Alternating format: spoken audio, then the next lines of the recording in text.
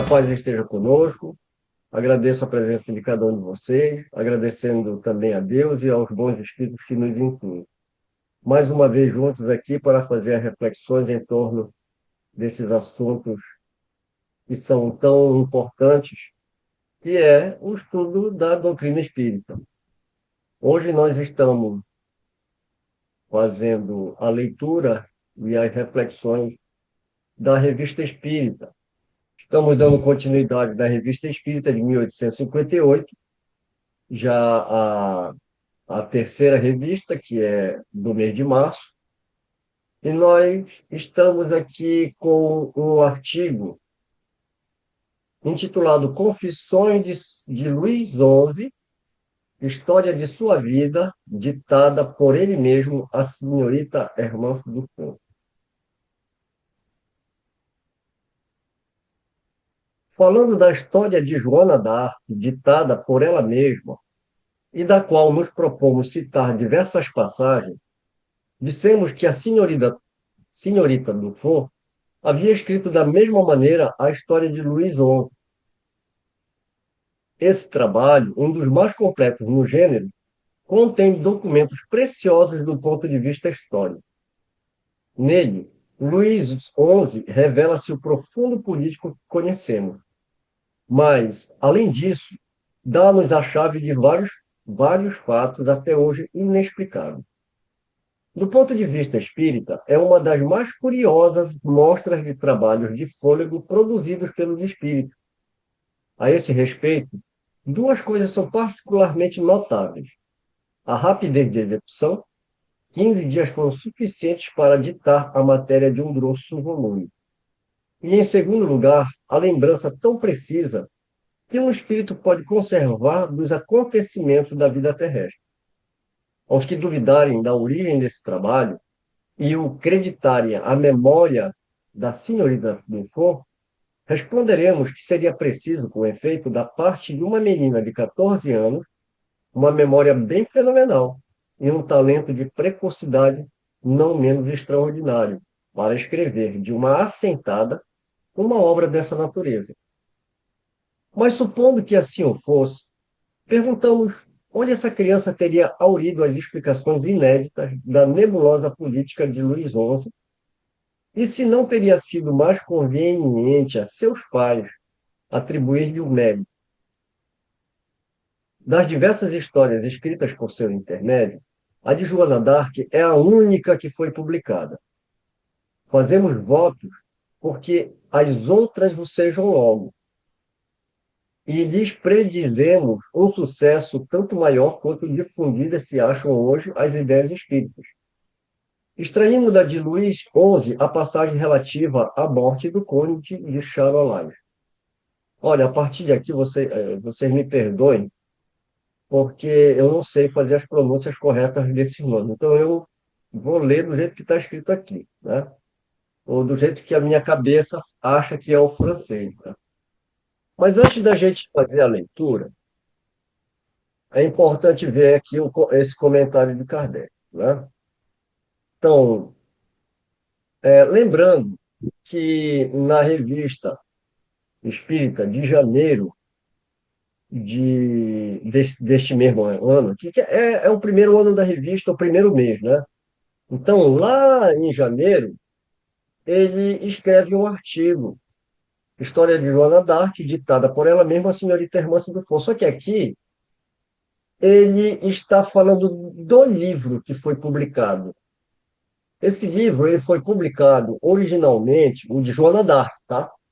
Ele foi publicado originalmente em 1855. Esse daqui eu baixei na biblioteca do Senado aí dos Estados Unidos, quando a gente faz a busca, né? Então, esse daqui é a edição original, né? A primeira edição, de 1855. A única obra publicada é o livro sobre a Joana d'Arc. Então, o que dá para a gente entender aqui é que o Kardec recebe essa obra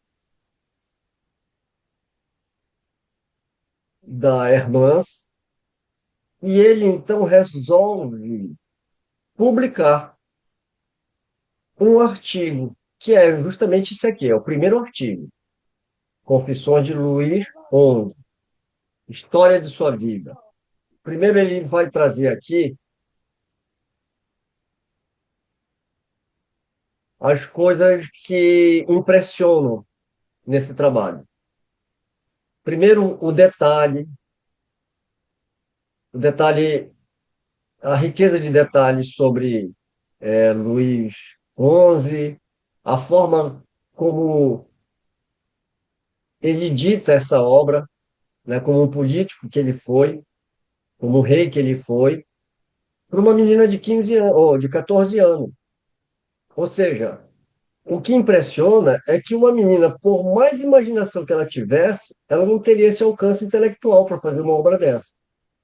E outra, em 15 dias. Ele até coloca aqui, né? Que era mais fácil, mais conveniente, né? A seus pais atribuir-lhe o mérito, e não a ela própria.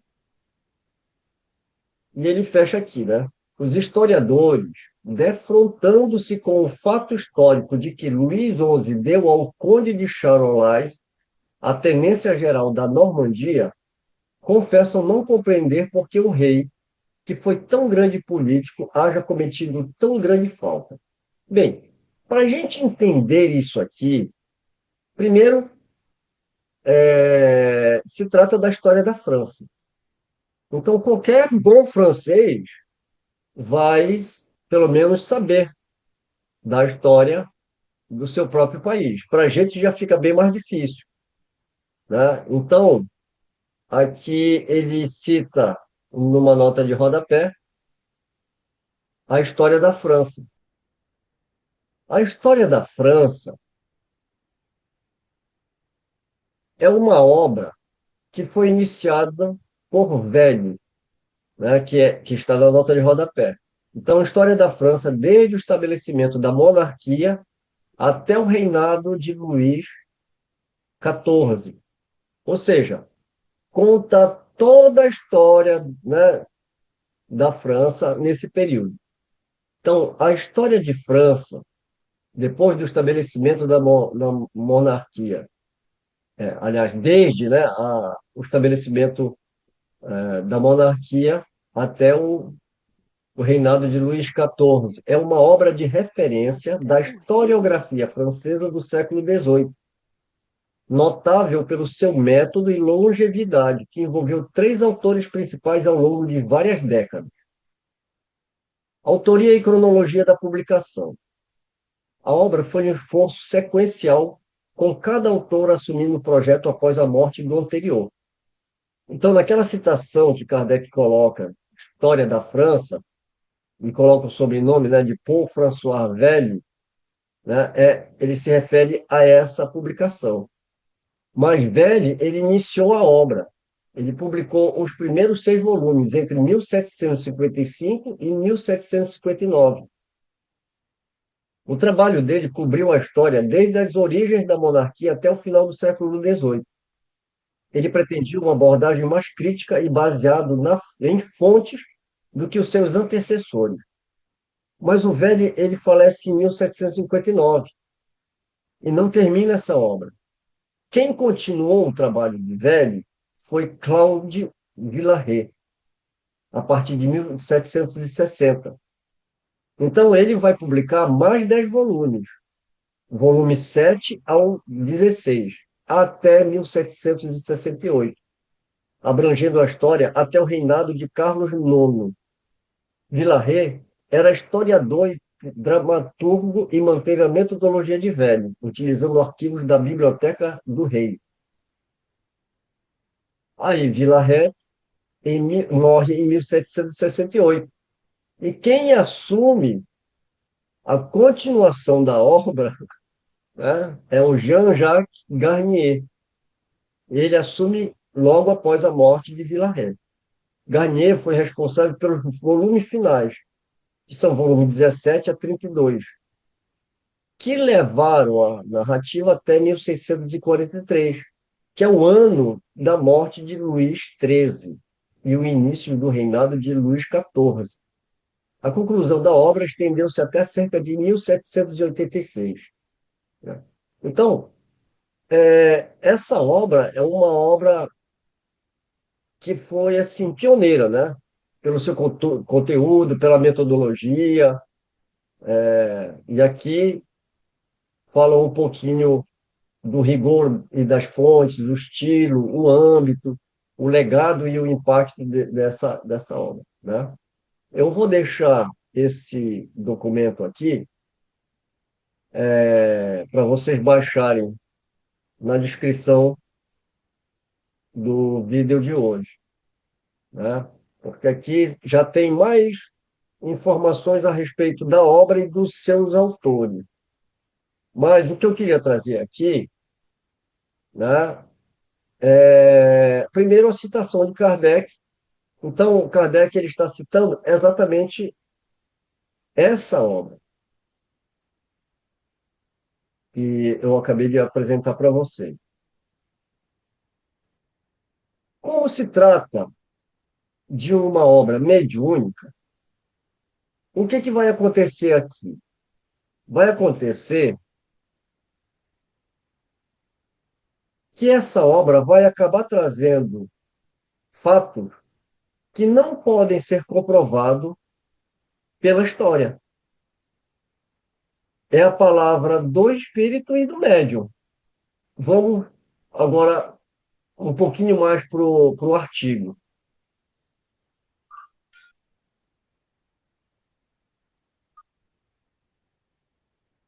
Ele levanta aqui essa questão, né? Que os historiadores, defrontando-se com o fato histórico de que Luís XI deu ao Conde de Charolais a tenência geral da Normandia, confessam não compreender por que um rei que foi tão grande político haja cometido tão grande falta. Bem, a gente precisaria conhecer todo o enredo dessa história aí, né? Para a gente poder entender o que o Kardec está falando aqui. Mas, basicamente, é uma coisa que realmente ninguém entende, né? Por que Luís deu o controle da Normandia para esse conde aqui? Bem, vamos entrar um pouquinho nas explicações dadas por São Luís, né? Nessa psicografia da Hermance. As explicações dadas por Luís XI são difíceis de contradizer, visto estarem confirmadas por três episódios de todos conhecidos: a conspiração de Constanha, a viagem do conde de Charolais, em seguida a execução do culpado, e, enfim, a obtenção por esse príncipe da tenência geral da Normandia, província que reunia os estados do Duque de Borgonha, inimigos sempre ligados contra Luís XI. Luís XI assim se exprime: o conde de Charolais foi gratificado com a tenência geral da Normandia e com uma pensão de 36 mil libras. Era uma grande imprudência aumentar dessa forma o poder da Casa de Borgonha. Embora essa digressão nos aparte da sequência dos negócios da Inglaterra, creio dever indicar os motivos que me fizeram agir assim. Algum tempo depois de seu retorno dos Países Baixos, o duque Filipe de Borgonha tinha caído gravemente enfermo.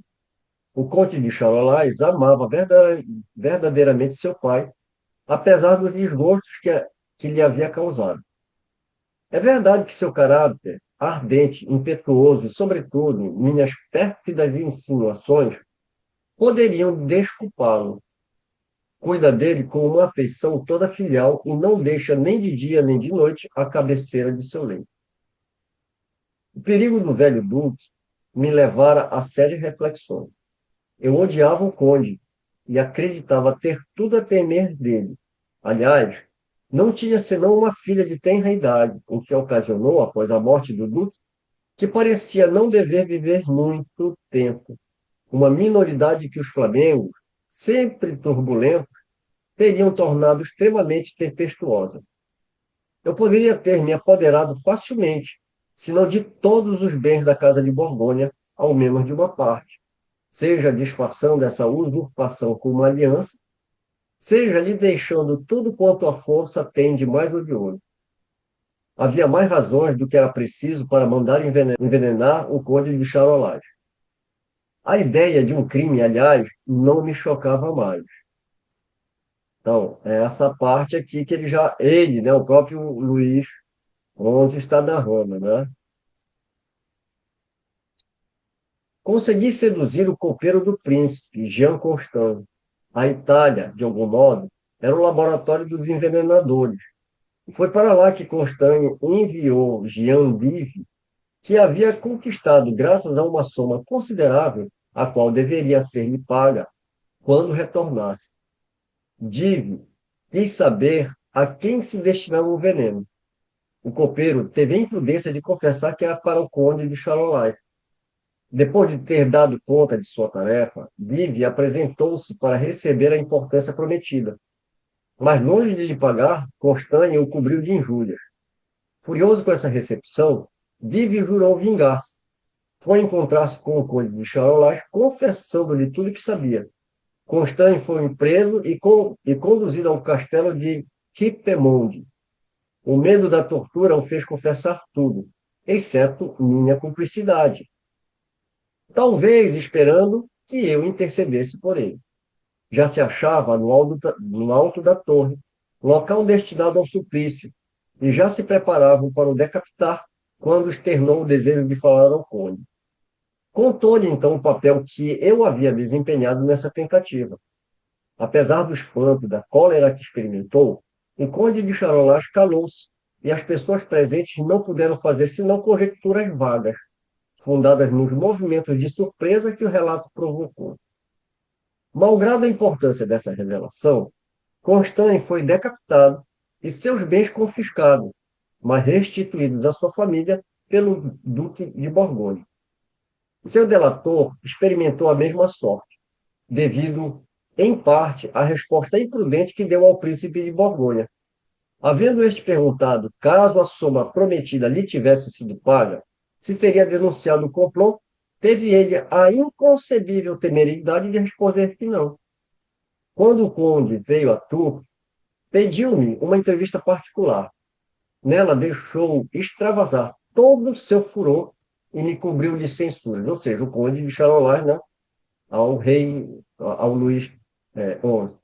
Eu o apaziguei, dando-lhe a tenência geral da Normandia e a pensão de 36 mil libras. Aqui está a explicação, que os historiadores não sabiam, não sabem até hoje por que ele deu, né? A tenência geral não passou de um título sem resultado. Quanto à pensão, não recebeu senão o primeiro vencimento. E aqui termina o artigo. Esse é um primeiro artigo, e como a gente vê, traz uma revelação, né, de uma tentativa, né, de envenenamento por ele próprio, né? Enfim, conta uma trama, né, do Luís XI com relação a esse conde.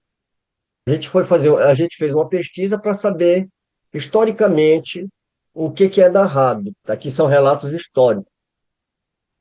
No turbilhão político do século XV, enquanto a França buscava recuperar sua unidade após a Guerra dos 100 Anos, o rei Luís XI consolidava seu poder com inteligência, paciência e astúcia. Entre seus maiores desafios estava a Borgonha, rica e quase independente. Seus duques, como o jovem e ambicioso Carlos, que era conhecido como Conde de Charolais, disputavam influência com o próprio rei, mantendo alianças perigosas com inimigos da França. A Borgonha, embora vassala nominal, funcionava como um Estado soberano, com exércitos próprios e cidades prósperas no norte da Europa. Ou seja, apesar dela estar subordinada ao rei, né, ela era quase que independente ali. Então, a relação entre Luís XI e Carlos era marcada por desconfiança mútua e, sobretudo, por estilos contrastantes de liderança. Luís XI era cauteloso, calculista e preferia vencer pela intriga e diplomacia.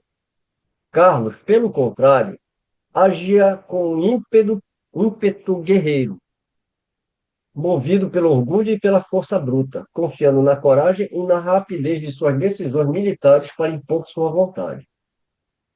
Curiosamente, o rei concedeu ao conde a tenência geral da Normandia, província estratégica que reunia os estados borgonheses e que sempre estivera ligada aos inimigos da coroa.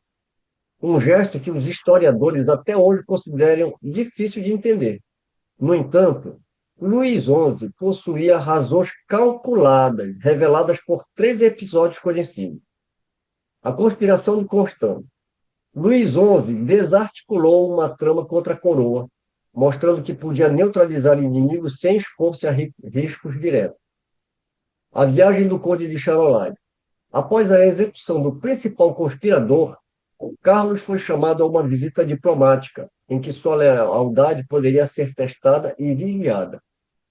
A concessão da tenência geral da Normandia. Ao dar ao conde o controle dessa província, Luís XI não apenas demonstrava confiança calculada, mas também transformava o jovem príncipe em responsável por regiões até então sob influência borgonhesa, tornando-o um aliado forçado dentro do próprio território francês. Para Luís XI, nada era deixado ao acaso. Ao ceder a Normandia, ele não enfraquecia o reino, pelo contrário, encurralava o duque, obrigando-o a administrar e defender territórios que, de outra forma, seriam usados contra a França. Era a astúcia do rei universal, que sabia manipular tanto a amizade quanto o medo. Anos depois, o destino trataria de equilibrar as ambições de Carlos. Durante a campanha do Cerco de Nancy, em janeiro de 1477, seu exército enfrentou uma aliança de forças da cidade de Nancy e mercenários suíços. Exausto e mal alimentado, o duque agiu com seu costumeiro ímpeto, atacando frontalmente, mas foi cercado e mortalmente ferido no campo de batalha.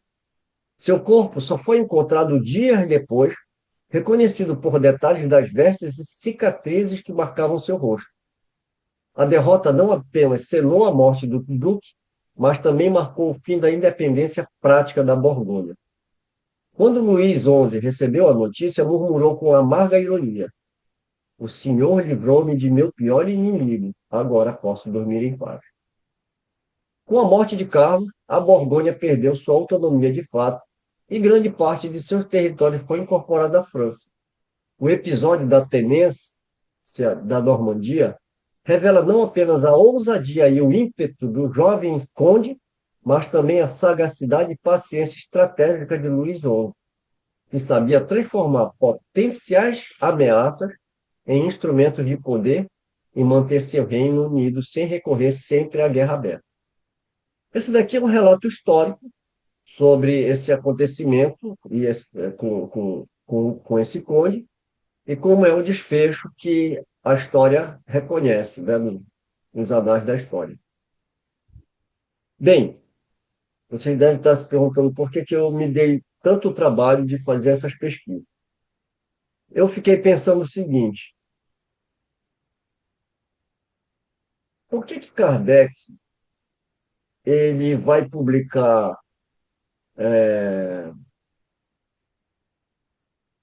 um livro que é um relato de Luís XI?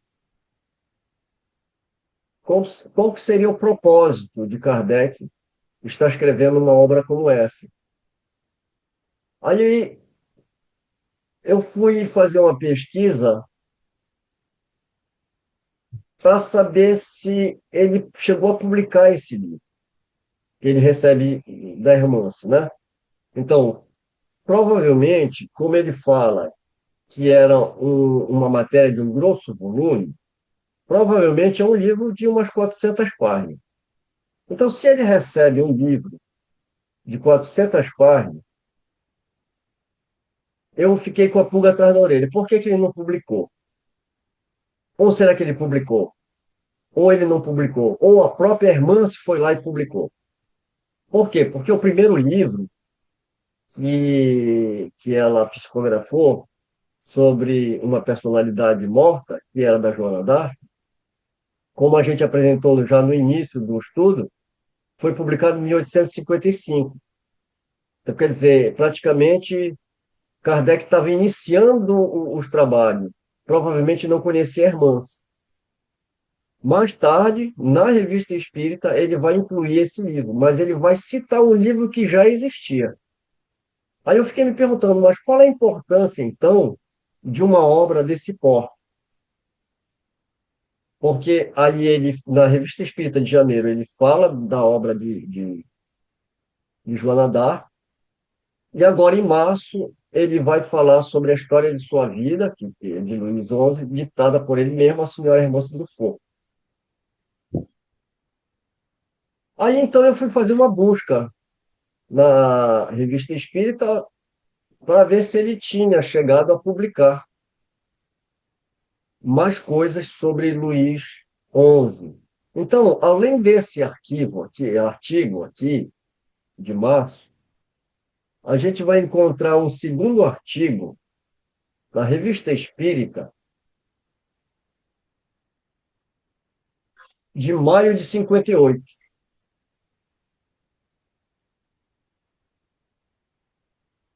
Está aqui, maio de 58. O artigo é intitulado Morte de Luís XI. Né? Extraído do manuscrito ditado por Luís XI à senhorita Hermance do Fogo. Rogamos aos nossos leitores que se reportem às observações que fizemos sobre estas notáveis comunicações em nosso artigo de março último, que a gente acabou de ler. Né? E aqui o Luís XI ele vai relatar, então, a morte dele. Nós não vamos ler esse artigo, tá? É só para indicar que vocês podem, mais tarde, fazer a leitura. E aí eu continuei minha busca. E a gente vai achar um terceiro artigo, que é na Revista Espírita desse mesmo ano, de 1858. Primeiro em março, esse segundo em maio, e esse terceiro em junho de 1858, que tem o mesmo título do primeiro artigo, Confissões de Luís XI, extrato da vida de Luís XI, ditada por ele mesmo, a senhorita Hermance do Fogo. E aí ele indica, né, que tem os números de março e maio, que foram publicados os dois anteriores. Aqui ele vai tratar de um outro assunto, né, que é o envenenamento do Duque de Guienne. E aqui ele vai fazer de novo o relato. Então, como a gente pode ver, esses artigos eles não são longos. Todos eles têm 3, 4 páginas. Esse aqui é um pouco mais longo. Mesmo assim, se você juntar os 3 artigos, não dá um livro. Concorda comigo? Então, que conclusão que eu tiro daqui? E aí eu quero saber também o que que vocês pensam, né? Qual é a conclusão que a gente pode tirar daqui? Kardec, ele usava a revista espírita como um laboratório. Ele trazia as questões, publicava, via a reação, via se era interessante ou não. Alguns artigos ele publicou e deixou de lado. Outros ele desenvolveu, foi aprimorando, passou por controle, voltou à questão, até que alguns desses artigos ele aproveitou para fazer até uma síntese e colocar nas obras, como a Gênesis, o Céu e o Inferno. Bem, eu fico me perguntando qual que é a utilidade de uma obra como essa, da Joana d'Arc, ou como a de Luís XI. é meramente especulativa e meramente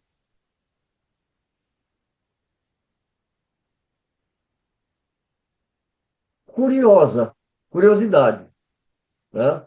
Porque não vai trazer uma contribuição ou um aspecto moral. Por quê? Porque não temos como comprovar. É a história de um espírito e a gente não tem como comprovar.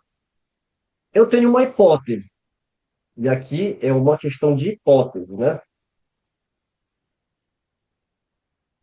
Deixa eu ver se eu tenho um negócio aqui. O que eu estava pensando é exatamente o seguinte: depois de tanto tempo de desencarnado, ele dá um depoimento desse, certo? Só que, na verdade, o espírito evolui muito depois na erraticidade também. Muito estranho essa comunicação. Qual é o intuito do espírito ao fazer isso? E você tocou num ponto crucial, né? Depois de 400 anos, o espírito retorna com a mesma personalidade, como você falou, né? E tudo bem que ele tenha ficado preso lá, né? Nessa, nessa, nessa encarnação, né? Ainda assim, sobra uma pergunta, né? Qual a utilidade de uma obra dessa? Então, Fernando e Tony, eu tenho uma hipótese, e aqui é uma hipótese nossa, porque eu não posso afirmar, porque Kardec não escreveu isso em nenhum lugar, né?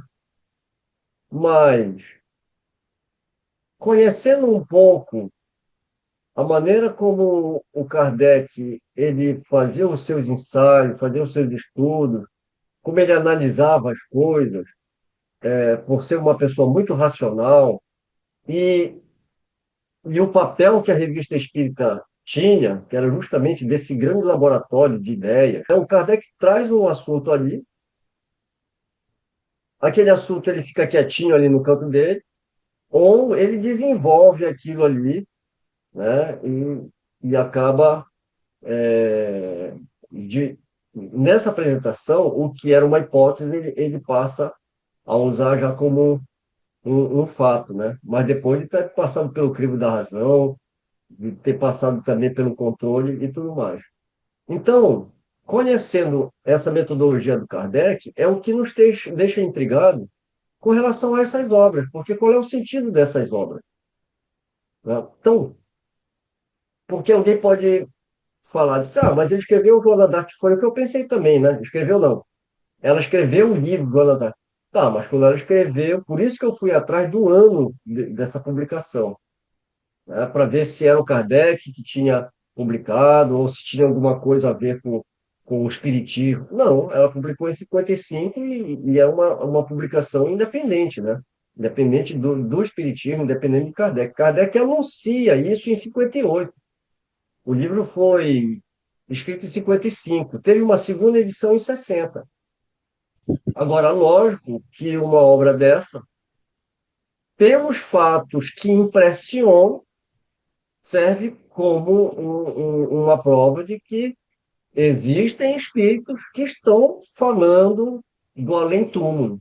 Porque uma criança de 14 anos não teria aí uma imaginação a imaginação poderia até ter, mas não tem essa verve literária para fazer uma obra de um fôlego só e desse porte. A gente não pode se prender pelo fenômeno que impressiona.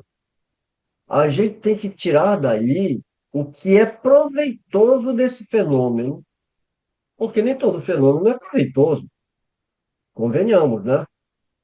Bem, se não faz mal, também não faz bem, né? Então, a hipótese que me ocorre, fala, Fernando. Eu estava pensando o seguinte: o espírito que tem necessidade de falar sobre uma personalidade de 400 anos atrás é porque ele está vivenciando ainda essa personalidade. Nesse sentido, o Kardec está mostrando exatamente isso, que, na verdade, às vezes, o espírito desencarna e fica remoendo revivendo aquela reencarnação, mesmo da erraticidade. Será que é muita loucura minha? Pois é, mas ele não faz menção nenhuma sobre esses aspectos, né? Ele fala apenas, ele relata apenas os relatos desse espírito, né? E ele valida, de uma certa forma, que não é uma fraude, né? Que não é uma fraude, que realmente é um espírito se comunicando, né? Mas aqui a gente começa a analisar, né? O que a gente está tentando fazer aqui é exatamente analisar qual a utilidade de uma obra dessa. E eu fiquei me perguntando, porque eu estou sendo até meio redundante, porque eu não estou encontrando muitas vezes a palavra certa, a forma certa de me expressar, né? Mas o que a gente fica analisando é por que Kardec fez propaganda dessas obras, entende? Então, qual é a hipótese que nós temos, né? Bem, a hipótese que nós temos, e a gente trouxe, inclusive, isso por escrito aqui, né? Para ficar mais fácil, né? As comunicações de Luiz XI na Revista Espírita e o possível inacabamento do projeto de Hermance do Fogo. Em 1858, Allan Kardec publicou na Revista Espírita 3 comunicações atribuídas ao espírito de Luiz XI, recebidas pela médium Hermance do Fogo. Esses textos constituem trechos de uma obra mediúnica mais extensa que a médium teria recebido, embora Kardec tenha se limitado a divulgar apenas os trechos selecionados. O primeiro artigo foi publicado, ou seja, que trechos são esses? São esses trechos aqui abaixo. O primeiro trecho, né, o primeiro artigo, é publicado em março de 58, que a gente acabou de ler, com o título Confissões de Luís XI, apresentando reflexões do antigo rei sobre sua vida e seus erros, acompanhado de comentários morais de Kardec, né? Que o segundo artigo aparece em maio de 58, Morte de Luís XI, no qual o espírito aprofunda a análise de seu caráter e de sua atuação política, ressaltando arrependimentos e aprendizados morais.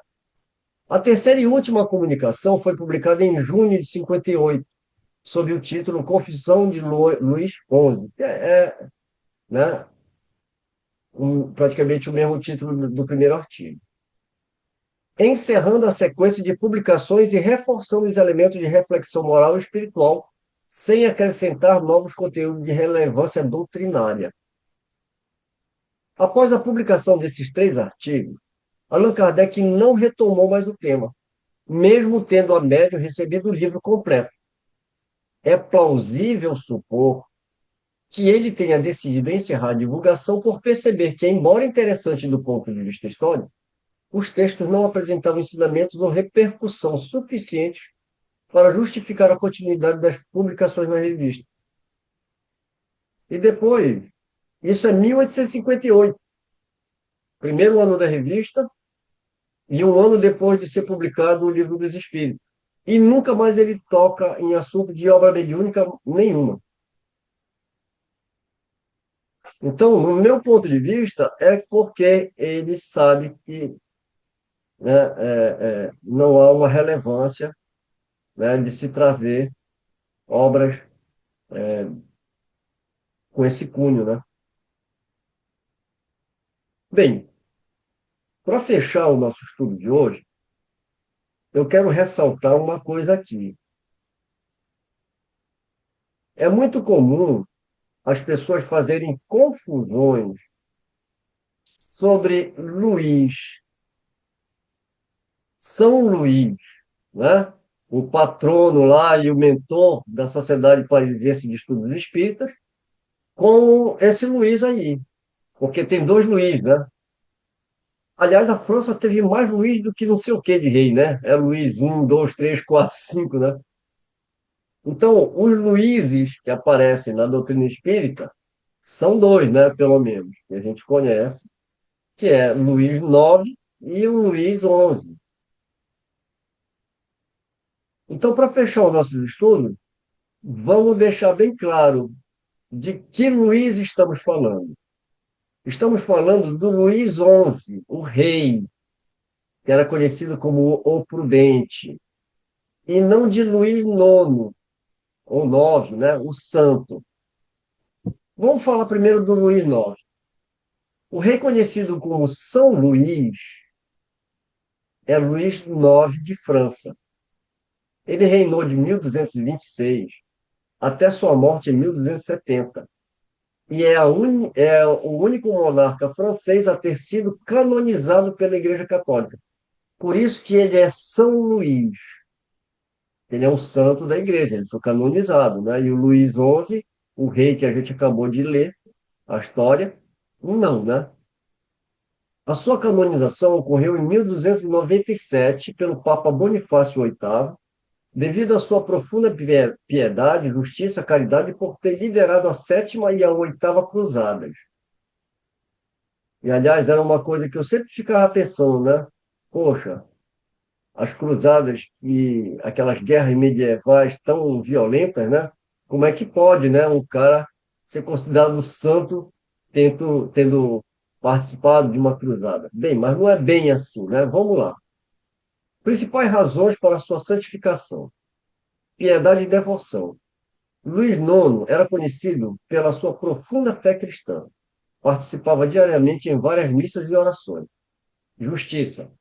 Governou com um forte senso de justiça, promovendo reformas legais significativas e estabelecendo um sistema judicial mais equitativo. Ele era famoso por sentar-se debaixo de um carvalho no castelo de Vincennes para ouvir pessoalmente as queixas de seus súditos. Caridade. Dedicou-se a obras de caridade, fundando hospitais, leprosarias e abrigos para os pobres.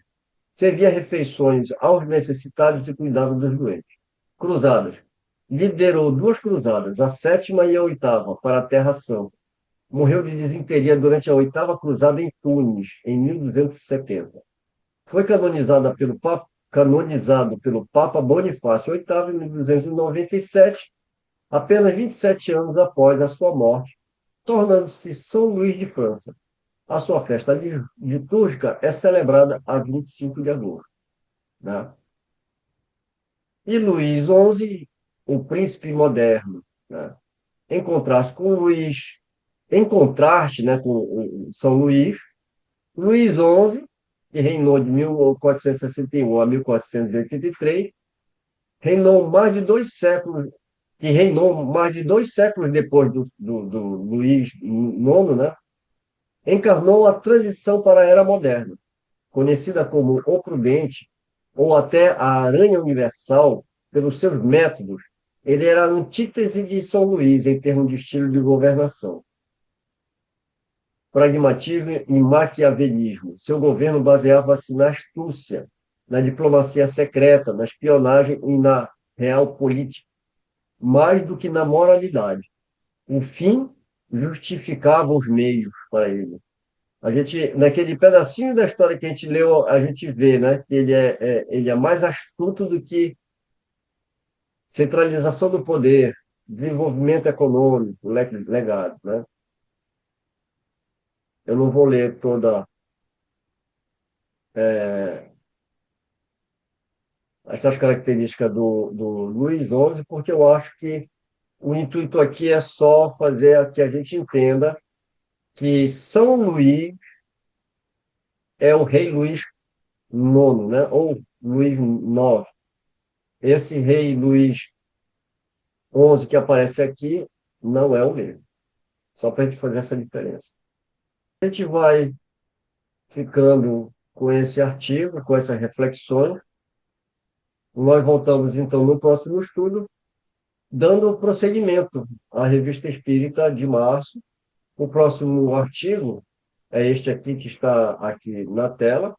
Henri Martin, sua opinião sobre as comunicações extracorpóreas. Vocês sabem quem foi Henri Martin? Não sabem?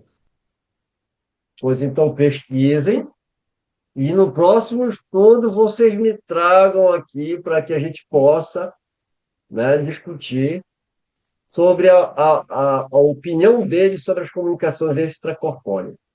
Então, meus amigos, vamos encerrando o nosso estudo de hoje.